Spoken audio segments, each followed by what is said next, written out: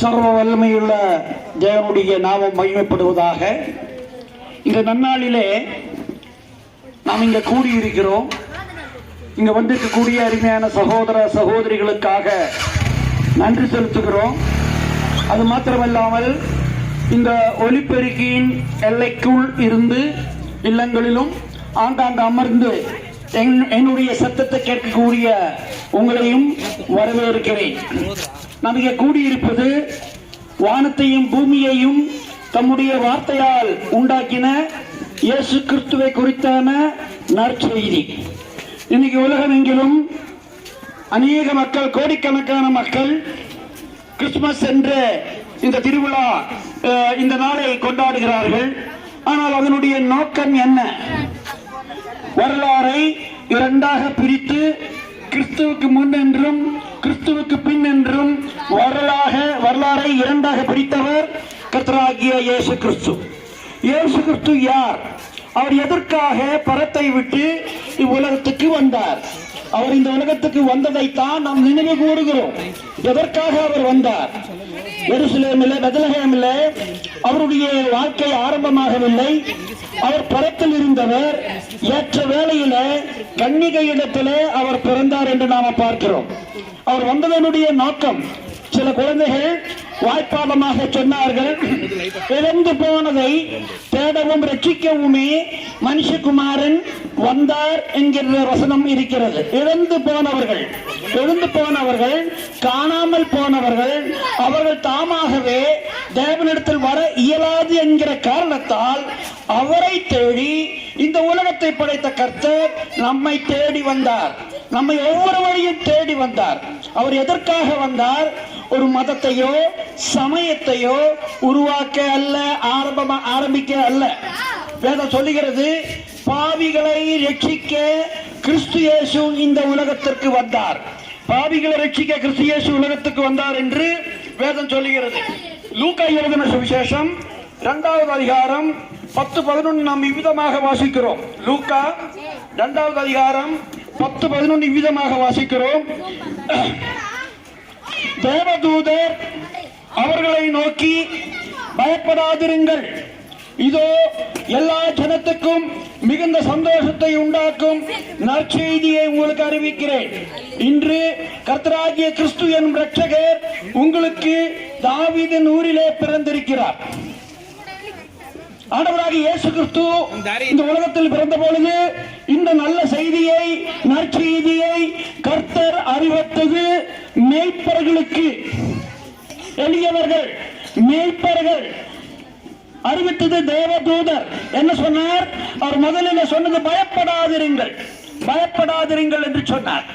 இன்றைக்கு ஒவ்வொரு மனிதனுக்கும் பலவிதமான பயம் இருக்கிறது, பலவிதமான பயங்கள் இருக்கிறது. அந்த பயத்தை குறித்து பட்டியல் போட நான் விரும்பவில்லை. ஆனால் அந்த பயத்தில் முக்கியமான பயம் என்னவென்று சொன்னால் மரணம், சாவு, இந்த உலகத்தை விட்டு போக வேண்டுமே என்கின்ற அந்த பயம்தான் மனிதனை ஆக்கி படைக்கிறது. இந்த பயத்திலிருந்து விடுவிக்க என்ன செய்யலாம்? எதற்காக இந்த பயம்? நான் வாழ்ந்து வந்த இந்த நாளிலே, இந்த ஊரிலே என்னுடைய உற்றார் உறவினர்களை விட்டு, நான் சம்பாதித்ததை விட்டு, எல்லாவற்றையும் விட்டு இந்த உலகத்தை விட்டு போக வேண்டுமே என்கின்ற அந்த பயம் ஒவ்வொரு மனிதனையும் பிடித்து ஆட்டி படைக்கிறது. ஆனால் அந்த மரண பயத்தில் இருந்து விடுவிக்க ஒரே ஒரு வழிதான் உண்டு. அது கர்த்தராகிய இயேசு கிறிஸ்து. ஆண்டவர் சொன்னார், யோவான் சுவிசேஷம் 4:24-25 என்னை விசுவாசிக்கிறவன் மரித்தாலும் பிழைப்பான், உயிரோடு இருந்து என்னை விசுவாசிக்கிறவன் ஒரு நாளும் மரிப்பதில்லை என்று சொன்னார். அவர் தான் இவ்விதமாக சொன்னார். அவரால் தான் இவ்விதமாக சொல்ல முடியும் என்பதை இன்றைக்கு நான் ஆணித்தரமாக சொல்ல விரும்புகிறேன். அருமையானவர்களே, அவர் ஒரு மதத்தை ஸ்தாபிக்க வரவில்லை, பாவிகளை ரட்சிக்க வந்தார். அப்ப தேவதூதன் சொன்ன முதல் வார்த்தை என்னவென்று சொன்னால், பயப்படாதிருங்கள். அருமையானவர்களே, ஆண்டவராக இயேசு கிறிஸ்துவை ஏற்றுக்கொண்டால் மரண பயத்தில் இருந்து மாத்திரமல்ல, எல்லா விதமான பயத்தில் இருந்தும் ஆண்டவர் நம்மை பாதுகாப்பார். பயப்படாமல் வாழ வேண்டுமா? நிம்மதியாக வாழ வேண்டுமா? ஒரு நம்பிக்கையோட வாழ வேண்டுமா? சமாதானத்தோட வாழ வேண்டுமா?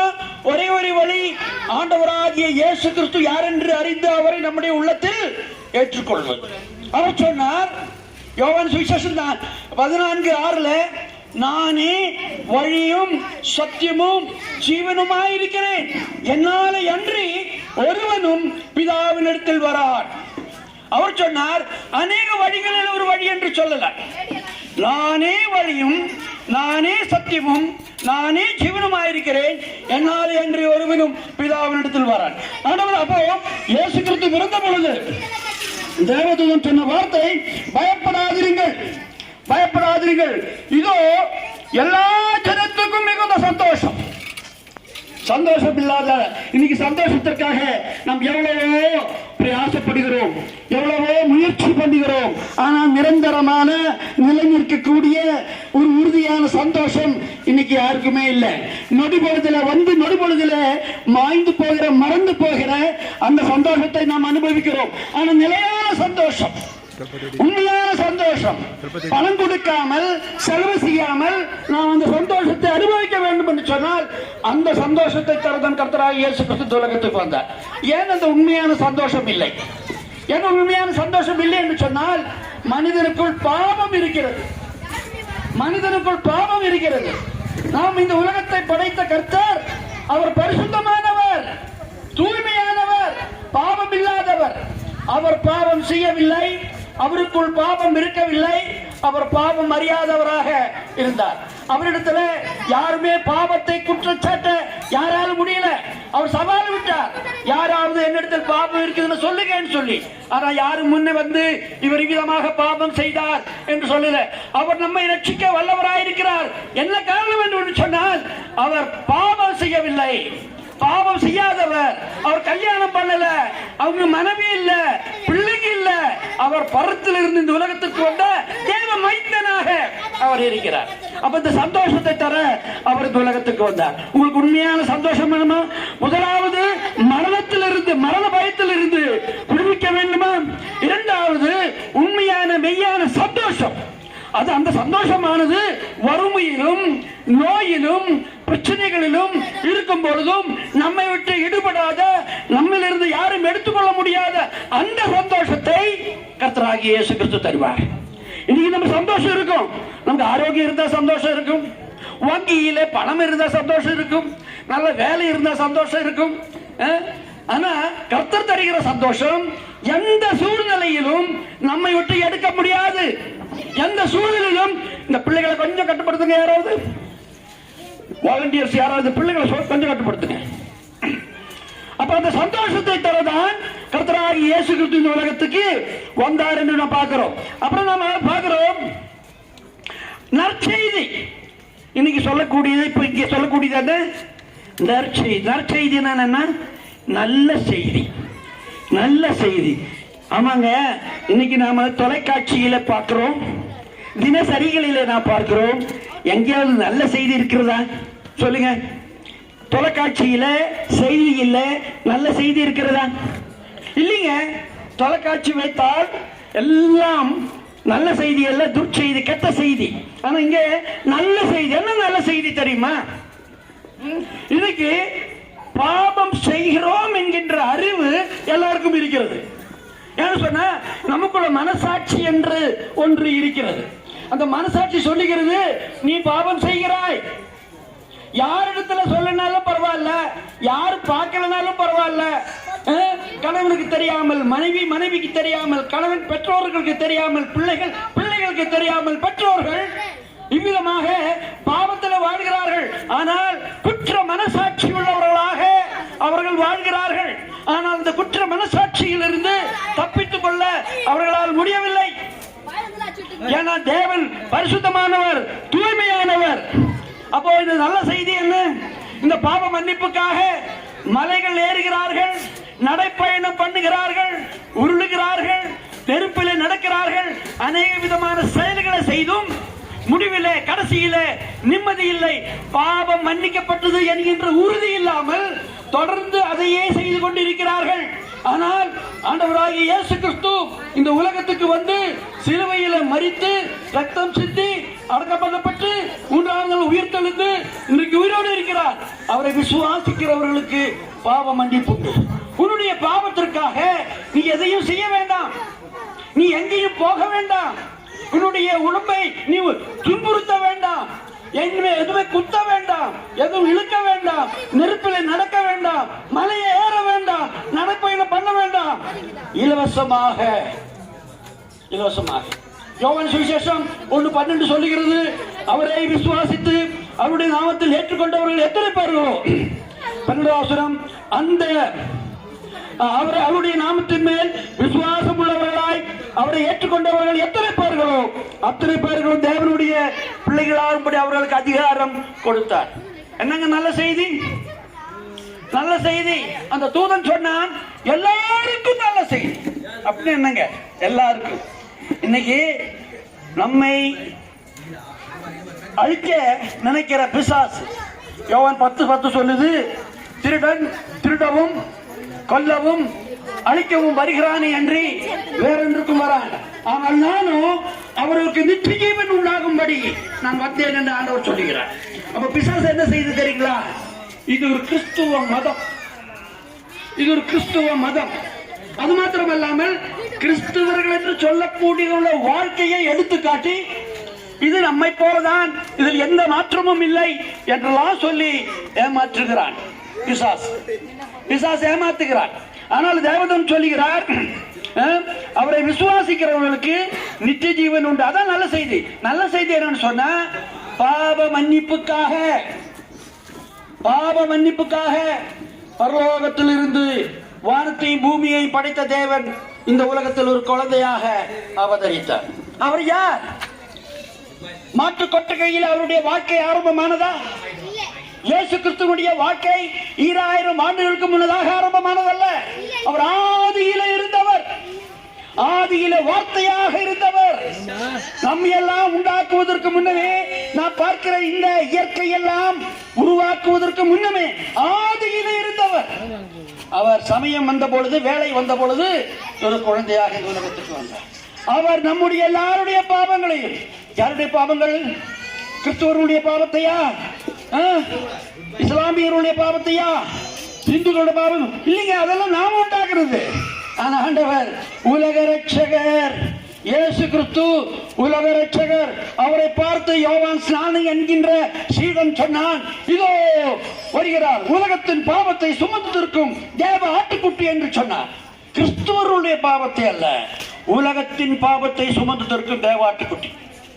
வேதத்தில் ஒரு வசனம் உண்டு, தேவன் தம்முடைய ஒரே பேரான குமாரனை விசுவாசிக்கிறவன் எவனோ அவன் கெட்டு போகாமல் நித்திய ஜீவனை அடையும்படிக்கு அவரை தந்தருளி இவ்வளவாய் உலகத்தில் அன்பு கூர்ந்தார். இந்த உலகத்தில் உள்ள அத்துணை மக்களையும் அவர் நேசித்தார், அத்துணை மக்களையும் அவர் நேசித்தார். பேதுருவின் நிரூபத்தில் நாம் பார்க்கிறோம், நான் பாவத்துக்கு செத்து நீதிக்கு பிழைக்கும்படிக்கு அவர் தாமே தமது சரீரத்தில் நம்முடைய பாவங்களை சிலுவையில் சுமந்தார். இயேசு கிறிஸ்து கிறிஸ்துவருடைய பாவத்தை மாத்திரமல்ல, கிறிஸ்துவ மதம் அவர் உருவாக்கவே இல்லை. அனைத்து மக்களுடைய பாவங்களையும், உலகத்தில் உள்ள அனைத்து மக்களுடைய பாவங்களையும். என்ன கேட்கிற அருமையான நண்பா, இங்க இருக்கிறவர்களும் வெளியில் இருக்கிறவர்களும் இந்த எல்லைக்குள், என்னுடைய ஒளியினுடைய எல்லைக்குள் இருக்கிற அருமையான நண்பா, உன்னுடைய பாவம் மன்னிக்கப்பட்டது, உன்னுடைய பாவம் சுமந்து மன்னிக்கப்பட்டது. நீ யாராயிருப்பினும் உன்னுடைய பாவம் மன்னிக்கப்பட்டது. இதுதான் நல்ல செய்தி.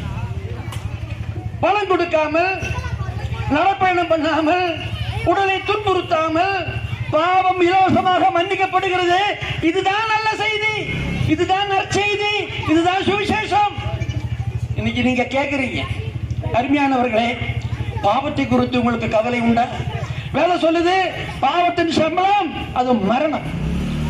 மரணம் மரணம் என்றால் நிச்சயமாக நிரந்தரமாக ஆண்டவரை விட்டு பிரிந்து அக்கினியும் கந்தகமும் எரிகிற அக்கினி கடலில் இருப்பது. நமக்கு ஆவி, ஆத்மா, சரீரம் உண்டு. 3 ஆவி, ஆத்மா, சரீரம்.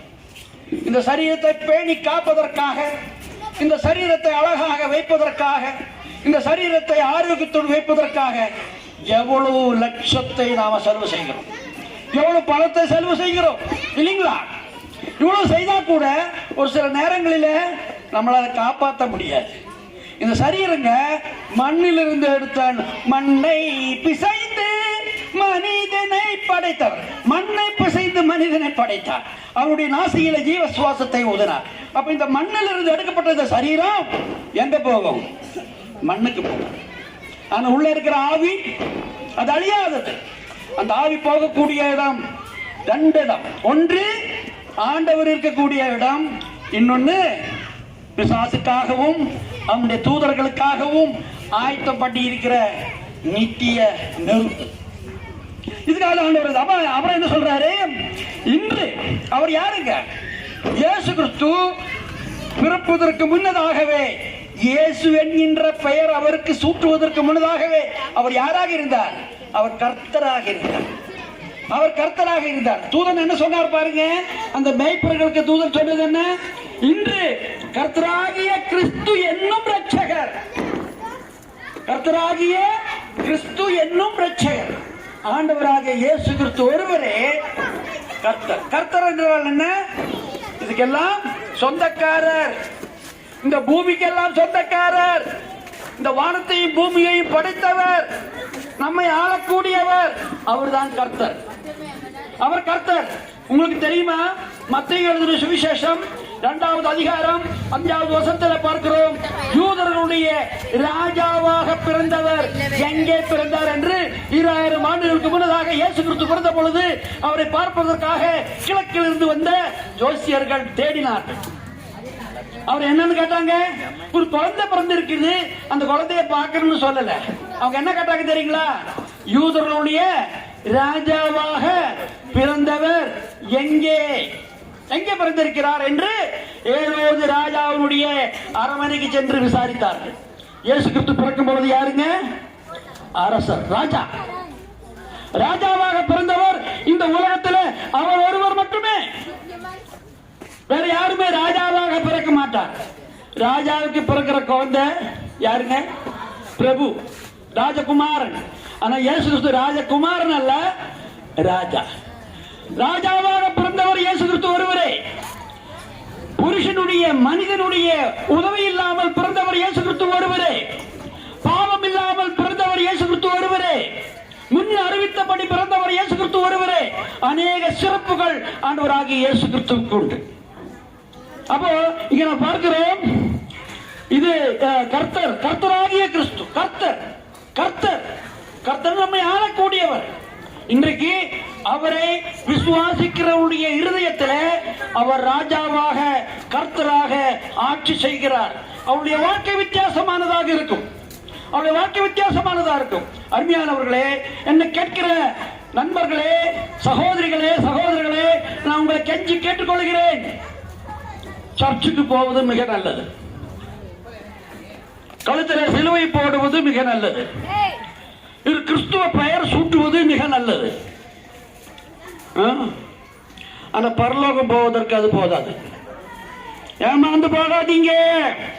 நானும் ஒரு பேர் கிறிஸ்தவனாக 28 வருடங்கள் வாழ்ந்தவன். 28 வருடங்களாக ஒரு பேர் கிறிஸ்தவனாக, உங்களை விட அதிகமாக ஜபமால, கோயில், இப்படி எல்லாம் வாழ்ந்தவன். ஆனா எனக்கு ஒரு உறுதி இருக்கல, நான் சத்த எங்க போவேன்னு சொல்லி. என்னுடைய வாழ்க்கையில மாற்றம் இருக்கல. ஒரு மாய்மாலக்காரனாக நான் வாழ்ந்தேன். வெளியே மரியாதைக்காரனாக, நல்லவனாக.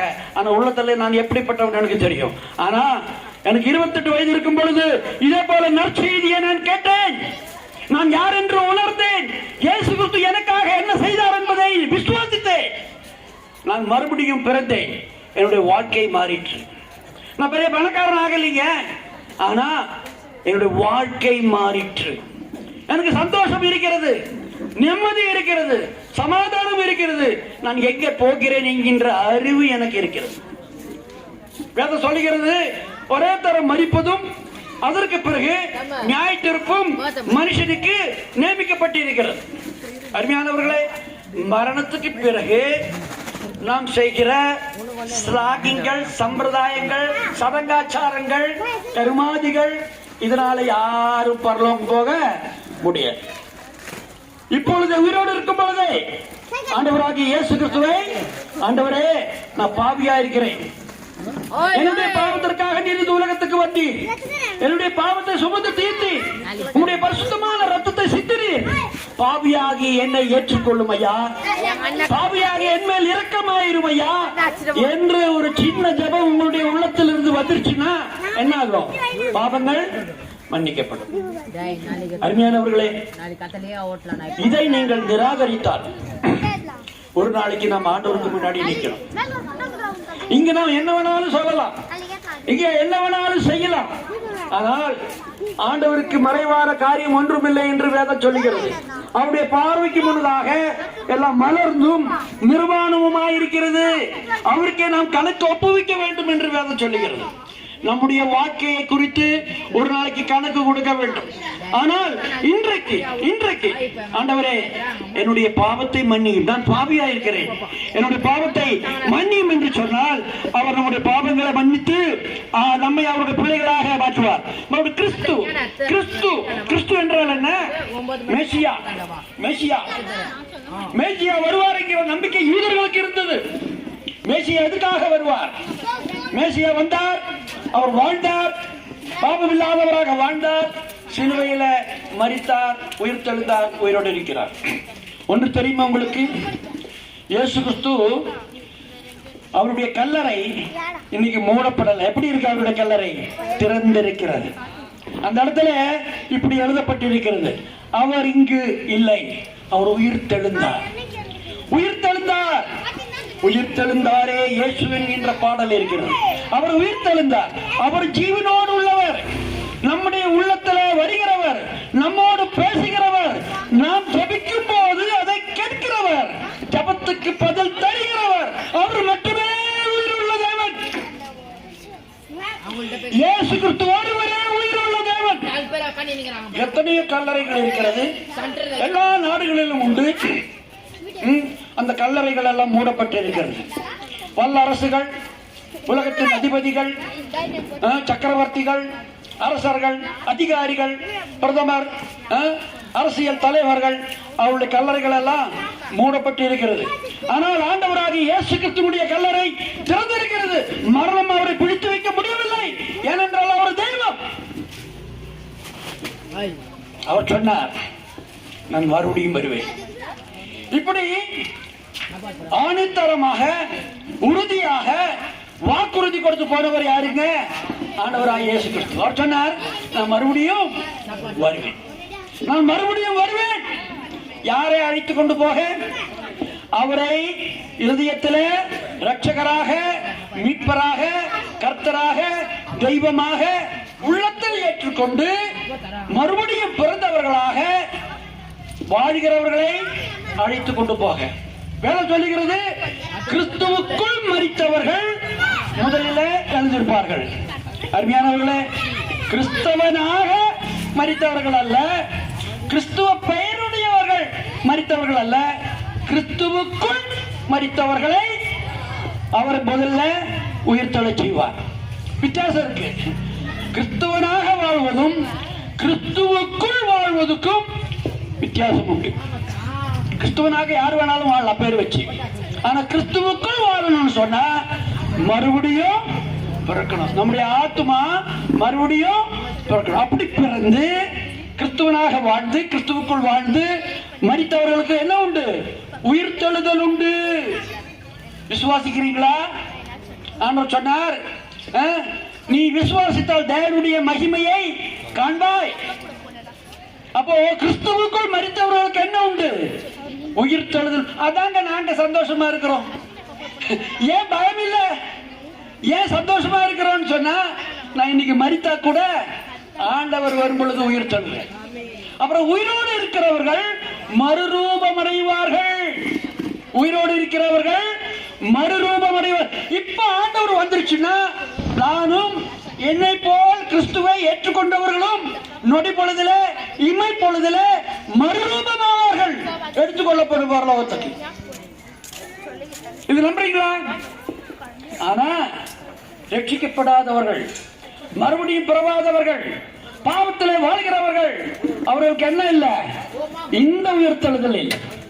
இதுக்காக ஆண்டவர் சொன்னார், நான் மறுபடியும் வருவேன், நான் உங்களை அழைத்துக் கொண்டு போக மறுபடியும். நான் எங்க இருக்கிறேனோ அங்க நீங்களும் இருக்கணும். அருமையானவர்களே, இந்த உலக வாழ்க்கை எவ்வளவு நாள்? ஆண்டவர் சொன்னார், நீங்கள் நினையாத நேரத்தில் நான் வருவேன் சொன்னார்.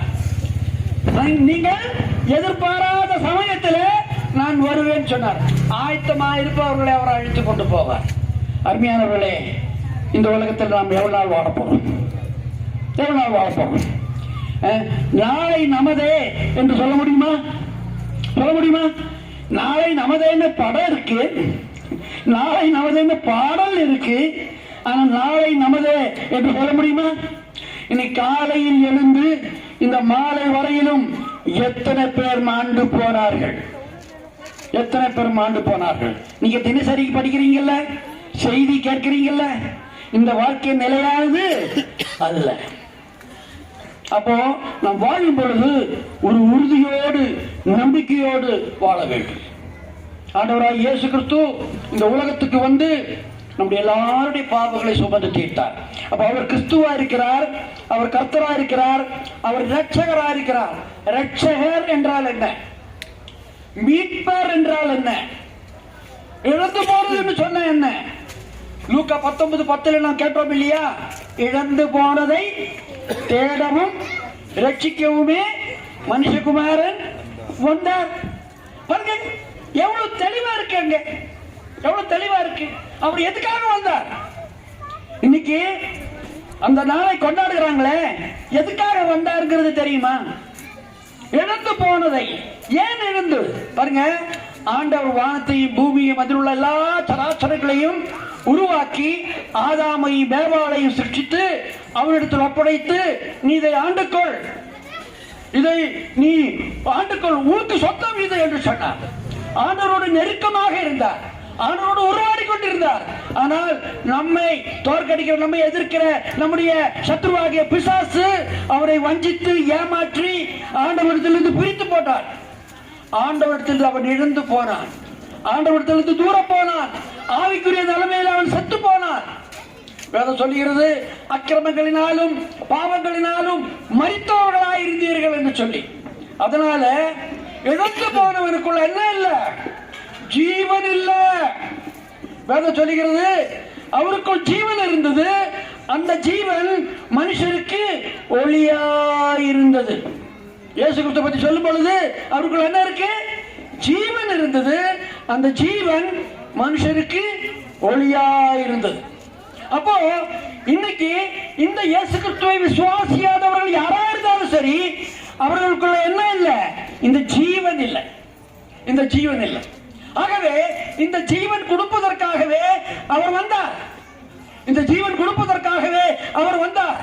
இந்த ஜீவன் இல்லைன்னு சொன்னா, இந்த ஜீவன் இல்லைன்னு சொன்னா நாம் ஆண்டவரை பார்க்க முடியாது. அவர் ஜீவன் உள்ளவர், அவருடைய ஜீவன் நமக்குள்ள இருக்கணும். அப்ப அந்த ஜீவன் எப்படி கிடைக்கும்?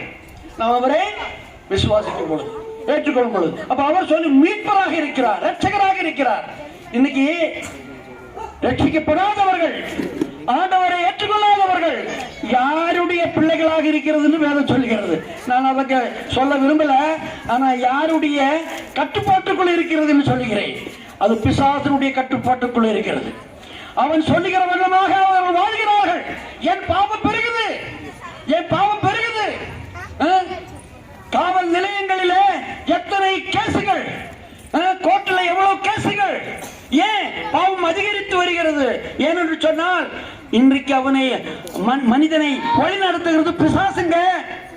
அந்த பிசாசனுடைய இருக்கு பிழையிலிருந்து ரட்சிக்க அவர் வந்தார். மீட்க என்று சொன்னால், மீட்பு என்றால் உங்களுக்கு எல்லாம் தெரியும், அவரை மீட்பர் என்று அழைப்பார். மீட்பு என்றால் என்ன? அதாவது ஏதாவது ஒரு பொருளை நாம் அடமானம் வைக்கும் பொழுது, அடமானம் வைத்து அந்த அடமானத்தை திரும்பி எடுப்பதற்கு என்னன்னு சொல்வீங்க? மீட்புன்னு சொல்லுவீங்க இல்லைங்களா? அது போலவே நாம் நம்முடைய ஆத்மா பிசாசுடைய கையில் இருந்தது, அந்த பிசாசு கிட்ட இருந்து அவர் மீட்கிறார், அவர் நம்மை ரட்சிக்கிறார், அவர் நம்முடைய மீட்பராக இருக்கிறார். எதை கொடுத்து மீட்டார்? எதை கொடுத்து மீட்டார்? அவருடைய விலையேறப்பட்ட ரத்தத்தை கொடுத்து நம்மை மீட்டார். அவருடைய விலையேறப்பட்ட ரத்தத்தை கொடுத்து மீட்டார். அவருடைய ரத்தம் தூய்மையானது, அவருடைய ரத்தம் பரிசுத்தமானது. அந்த பரிசுத்தமான ரத்தத்தை கொடுத்து மனு மக்களை மீட்டெடுத்தார். ஆனா யாருக்கு அந்த சிலாகியம், அந்த பாக்கியம் கிடைக்கும்? அவரை விசுவாசிக்கிறவர், அவரை விசுவாசிக்கிறவர். நான் முடிக்க போறேன். அநேக காரியங்கள் உண்டு. இன்னைக்கு கொஞ்சம் யோசிச்சு பாருங்க. இன்னைக்கு நாம் தொலைக்காட்சிகளில ஆங்காங்கே பல காரியங்களை நாம் பார்த்து கொண்டு இருக்கிறோம். என்ன இது? வேதம் என்ன சொல்லுகிறது? உறுதி இருக்கிறதா? இன்றைக்கு மரித்தால் ஆண்டவர்கிட்ட போகிற உறுதி இருக்கிறதா? அந்த ரட்சிப்பின் அனுபவம் இருக்கிறதா? பாவம் மன்னிக்கப்பட்டது என்கின்ற மகிழ்ச்சி இருக்கிறதா? ஆண்டவர் உள்ளத்தில் இருக்கிறாரா? ஆண்டவர்களோடு பேசுகிறாரா? அவருடைய மெல்லிய சத்தத்தை கேட்க முடிகிறதா? அவரோடு ஜபிக்க முடிகிறதா? நான் ஜபித்தால் என்னுடைய தேவன் கேட்பார் என்கிற நம்பிக்கை இருக்கிறதா? அதெல்லாம் வேணும்னு சொன்னா என்ன செய்யணும்? கிறிஸ்துவுக்குள் மறுபடியும் பிறக்கணும். எப்படி பிறப்பது? அதையும் சொல்லி நான் முடிச்சிடுறேன். இன்னைக்கு என்ன கேட்டீங்க? இந்த செய்தியின் வாயிலாக உங்க இருதயத்துல ஏதாவது பாவ உணர்வு வந்துருச்சுன்னா கர்த்தருக்கு ஸ்தோத்திரம். பாவ உணர்வு சொல்லி முடியாத அளவுக்கு பாவம் நம்முடைய வாழ்க்கையில் இருக்கு. நான் ஆரம்பத்தில் சொன்னேன் இல்லைங்களா? கணவனுக்கு தெரியாம மனைவி, மனைவிக்கு தெரியாம கணவன், பிள்ளைகளுக்கு தெரியாமல் பெற்றோர்கள், பெற்றோர்களுக்கு தெரியாமல் பிள்ளைகள், நண்பனுக்கு தெரியாமல் இன்னொரு நண்பன், அயலாருக்கு தெரியாமல் இன்னொருவர், இவ்விதமாக யாருக்கும் தெரியாதுன்னு சொல்லி எவ்வளவு பாவம் செஞ்சுட்டு இருக்கோம். ஆனா பரிசுத்தமான தெய்வம் நம்முடைய பாவங்களை எல்லாம் மன்னித்தார். எல்லா பாவங்களையும் மன்னித்தார். இதுதாங்க நல்ல செய்தி. இதுதான் உண்மையான கிறிஸ்துமஸ். ஆகவே இந்த செய்தியை கேட்ட பொழுது பாவ உணர்வு உங்களுக்குள்ள வந்துருச்சுன்னா நீங்க அப்படியே போகாதீங்க, அப்படியே விட்டுட்டு போகாதீங்க. நீங்க ஆண்டவரே, நீர் எனக்காக வந்தீர், என்னை மீட்க வந்தீர், என்னுடைய பாவத்தை மன்னிக்க வந்தீர் என்று நான் விசுவாசிக்கிறேன். பாவியா என் மேல் இரக்கமாயிரு, கிருபையாயிரும். எவ்வளவு நேரம் வேணும் ரட்சிக்கப்படுறதுக்கு? மறுபடியும் பிறக்கிறதுக்கு எவ்வளவு நேரம் வேணும்? நொடி பொழுதுல நீங்க ஒரு புதிய மனுஷனாக இங்கிருந்து புறப்பட்டு போகலாம். புதிய மனுஷனாக இன்னைக்கு இரவேல நல்லா தூங்கலாம், நிம்மதியோட தூங்கலாம். என்னுடைய பாவம் மன்னிக்கப்பட்டது. சங்கீதம் 32:1-2 வாசிக்கிறோம். எவனுடைய பாவம் மன்னிக்கப்பட்டதோ, எவனுடைய மீறுதல்கள் மூடப்பட்டதோ அவனை பாக்கியவான் என்று சொல்லி சங்கீதத்தில் சொல்லுகிறது. பாவம் மன்னிக்கப்பட்டவராக, ஒரு புதிய சிருஷ்டியாக, இயேசு கிறிஸ்துவுக்குள் பிறந்தவராக நீங்கள் இன்றைக்கு தூங்கலாம். எதையும் நீங்க செய்ய வேண்டாம், எங்கேயும் போக வேண்டாம், பணத்தை கொடுக்க வேண்டாம். இலவசமாக விசுவாசிக்கிற எல்லாருக்கும் இலவசமாக இந்த பாவ மன்னிப்பை தருகிறார். நீங்க ஒரு தீர்மானத்தோடு இங்கே போங்க, ஒரு தீர்மானத்தோடு போங்க. நீங்க கையை தூக்குங்க, முன்னுக்கு வாங்க, இப்படி எல்லாம் நாங்க சொல்ல போறதில்லை. நாங்க ஒவ்வொரு வாரமும் ஞாயிற்றுக்கிழமைக்கு வரோம். குழந்தைகளுக்கு ஞாயிறு பள்ளி நடத்துகிறோம். சிறு வயதிலேயே அவர்களுக்கு கர்த்தரை பற்றி சொல்லிக் கொடுக்கிறோம். அதல்லாம எங்களை வரவேற்கிற வீடுகளில், இல்லங்களில் போய் வேத ஆராய்ச்சி கூட்டத்தை நடத்துகிறோம். நீங்க விரும்பினா நாங்க வந்து சொல்லுவோம். ஆனா நாங்க வந்து நீங்கள சேரணும்னு சொல்லி நீங்க எப்படி இருந்தாலும் பரவாயில்லைன்னு நாங்க சொல்ல மாட்டோம். அதுதான் எங்களுக்கும் மற்றவர்களுக்கு இருக்கிற வித்தியாசம். வேதத்தின்படி ஆத்துல ஒரு காலு, சேத்துல ஒரு காலு அப்படின்னு நாம சொல்ல மாட்டோம். ரெண்டு படகுல கால் வைக்கிறதுக்கு நாங்க சொல்ல மாட்டோம். கர்த்தர் சொன்னார், ரெண்டு எஜமானுகளுக்கு ஊழியம் செய்ய முடியாது, ரெண்டு எஜமானுகளுக்கு ஊழியம் செய்ய முடியாது. ஆகவே நாங்க இந்த வேதத்தில் என்ன சொல்லி கொடுத்திருக்கோம் அதை சொல்லுவோம். எங்களுக்கு ஆளை சேர்த்துறது எங்களுடைய வேலையே இல்லை, மதம் மாற்றுறது எங்களுடைய வேலை. கர்த்தர் சொன்னார், என்னிடத்தில் வருபவர்கள் அதுக்கு ஒரு விலக்கிரயத்தை கொடுக்க வேண்டும் என்று சொன்னார். ஆகவே அது எங்களுடைய வேலை அல்ல. ஆனால் உண்மையாகவே இயேசு கிறிஸ்துவை ஏற்றுக்கொண்டவர்களாய் ஒரு ஆத்துமா கழித்தார். ஹல்லேலூயா! ஒரு ஆத்துமா. ஏன் தெரியுமா? ஆண்டவர் சொன்னார், மனுஷன் உலகமெல்லாம் சம்பாதிச்சாலும் அவனுடைய ஆத்துமா எழுந்து போனால் அவனுக்கு என்ன பிரயோஜனம்? இந்த உலகத்தையே நீ சொந்தமாக்கலாம், ஆனால் இயேசு கிறிஸ்து இல்லாம இந்த உலகத்தை விட்டு போனால் உனக்கு என்ன லாபம்? என்ன லாபம்? அம்பானி, அதானி இவங்கெல்லாம் இருக்கிறாங்க. இயேசு கிறிஸ்து இல்லாமல் செத்தால் அவருடைய வாழ்நாள் பூராவும் அக்னியும் கந்தமும் எரிகிற அக்னி கடலில் தவித்துக் கொண்டிருக்கணும். ஆனால் இன்றைக்கு விசுவாசித்தால் பாவ மன்னிப்பு. நான் முடிக்க போகிறேன். இயேசு கிறிஸ்து மறுபடியும் வரப்போகிறார். இல்லைன்னு சொன்னா அவருக்கு முன்னாடி நீங்க நிக்க வேண்டியதா வரும். இன்னைக்கு கேட்ட செய்திக்கு நீங்க கணக்கு கொடுக்க வேண்டியதா வரும். ஆண்டவரே, எங்களுக்கு உங்களை பத்தில தெரியலையே, யாரும் சொல்லலீங்கன்னு சொல்லவே முடியாது. வீடு வீடா அலைந்து கைப்பிரதிகளை கொடுத்து இயேசு கிறிஸ்துவை ஏற்றுக்கொள்ளுங்கன்னு சொல்வதனுடைய நோக்கம் என்ன? இது இயேசு கிறிஸ்துவனுடைய கட்டளை. என்ன சொன்ன? உலகமெங்கும் போய் சர்வ ஜாதிக்கு சுவிசேஷத்தை அறிவியுங்கள், விசுவாசித்து ஞான ஸ்நானம் பெறுகிறவர்கள் ரட்சிக்கப்படுவார்கள், விசுவாசியாதவனோ ஆக்கினை தீர்ப்புக்கு உள்ளார். ஆகவே என்ன கேட்கிற அருமையானவர்களே, நான் கர்த்தருடைய பிள்ளை. நீங்க சர்ச்சுக்கு போறீங்களா? ஜெபமால இருக்கா? வேதாகமம் வீட்டில் இருக்கா? பெயர் என்ன? கிறிஸ்துவ பெயரா? இதெல்லாம் நான் கேட்க போறதில்லை. ஆண்டவர் கேட்க போறதில்லை. ஆண்டவர் கேட்பார், என்னுடைய மகனுடைய ரத்தத்தால் நீ மீட்கப்பட்டிருக்கிறாயா? என்னுடைய மகனை நீ சொந்த ரட்சகனாக ஏற்றுக்கொண்டிருக்கிறாயா? இந்த கேள்வியை மட்டும் தான் கேட்பாங்க. அதனால ஒரு முடிவு எடுங்க. நாளை நமது அல்ல. நாளைக்கு என்ன நடக்கணும் நமக்கு தெரியாது. அடுத்த வினாடி என்ன நடக்கணும் நமக்கு தெரியாது. ஆகவே ஆண்டவரே, நான் ஒரு பாவி, என்னுடைய பாவம் மன்னிக்கப்பட வேண்டும், எனக்கு நிம்மதி வேணும், எனக்கு மகிழ்ச்சி வேணும், சந்தோஷம் வேணும், எனக்கு ஒரு நித்திய வாழ்வு வேணும். ஆண்டவரே, நான் எவ்வளவோ முயற்சித்தேன், ஆனால் என்னுடைய பாவம் மன்னிக்கப்பட்ட உறுதி எனக்கு இல்லை. ஆனால் நீ என்னுடைய பாவத்தை சுமந்து திருத்தி சிலுவையில் மரித்து உயிர்ப்பித்து உயிரோடு இருக்கிறீர். நான் விசுவாசிக்கிறேன். பாவியாக என்னை ஏற்றுக்கொள்ளும், என் உள்ளத்தில் வார், உங்களுடைய மகனாக மகளாக வாழ நான் விரும்புகிறேன். இப்படி ஒரு ஜபத்தை நீங்க சொன்னீங்கன்னா நீங்க ரட்சிக்கப்பட்டீங்க, நீங்க கர்த்தருடைய பிள்ளையாயிட்டீங்க, நீங்க பரலோகம் போவீங்க, சமாதானத்தோட நிம்மதியோடும் இந்த உலகத்துல வாழலாம். பாவிகளை ரட்சிக்க கிறிஸ்து உலகத்துக்கு. இதுதான் அன்றைக்கு இயேசு கிறிஸ்து 2000 ஆண்டுகளுக்கு முன்னதாக அந்த தொழுவத்தில் பிறந்து மண்ணெண்ணையில படுக்க வைத்த பொழுது அந்த நல்ல செய்தியை அரண்மனையில் உள்ளவர்களுக்கு கர்த்தர் சொன்னது. ஆடுகளை மேய்க்கக்கூடிய மேய்ப்பர்களுக்கு தேவதூதன் அறிவித்த செய்தி இதுதான். இன்றைக்கு கர்த்தராகிய இரட்சகரின் இயேசு கிறிஸ்து தாவீது ஊரில் உங்களுக்காக பிறந்திருக்கிறார். இது எல்லாருக்கும் சந்தோஷம் தரக்கூடிய செய்தி என்று சொல்லி இன்னைக்கு இந்த செய்தியை கேட்டீங்க. முடிவு உங்களுடையது. இன்னொரு வாய்ப்பு கிடைக்குமோ இல்லையோ நமக்கு தெரியாது. ஆகவே ஒரு உறுதியோடு இன்னைக்கு படுக்க போங்க. இன்னொரு உறுதியோடு, ஒரு தீர்மானத்தோடு நீங்க படுக்க போங்க. பாவம் மன்னிக்கப்பட்டவனாக படுக்க போங்க. தேவனுடைய பிள்ளைகளாக இன்னைக்கு தூங்க போங்க. ஆண்டவர் உங்களை கெஞ்சி கேட்கிறார், வருந்தி அழைக்கிறார். வருத்தப்பட்டு வாரம் சுமக்கிறவர்களே, நீங்கள் என்னிடத்தில் வாருங்கள், நான் உங்களுக்கு இளைப்பாறுதல் தருவேன். அவர் உங்களுக்கு இளைப்பாறுதல் தருவார் என்று சொல்லி அவர் நம்மை கூவி அழைக்கிறார். ஆகவே நான் முடிக்க போறேன். இந்த செய்தியை கேட்டு ஒரு தீர்மானத்தோடு நீங்க போங்க. கர்த்தர் உங்களை ஆசீர்வதிப்பாராக. தேவனுடைய நாமம் மகிமைப்படுவதாக.